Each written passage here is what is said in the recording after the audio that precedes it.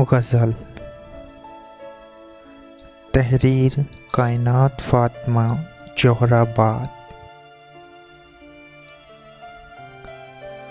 कोई आए मेरा हाथ थामे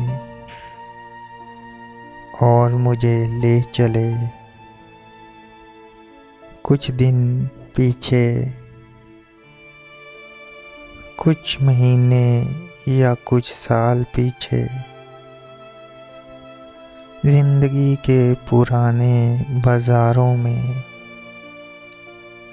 बरसों बिछड़े अजीज़ों यारों में,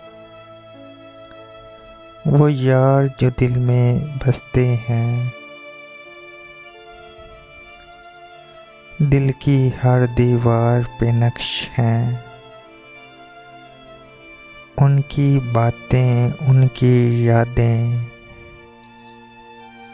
वो कसमें, वो वादे जो किए थे बिछड़ते हुए जब हम छोटे थे, सब अपने थे। आँखों में कई सपने थे,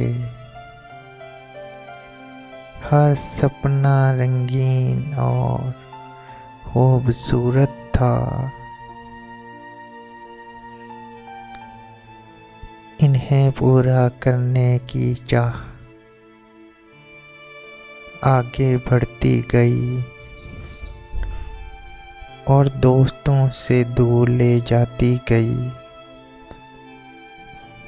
इस दुनिया की भीड़ में न जाने कहाँ खो गई हूँ, सबसे दूर हो गई हूँ। काश कोई आए मेरा हाथ थामे और मुझे ले चले मेरे बिछड़े यारों में, जिंदगी की हंसी बहारों में।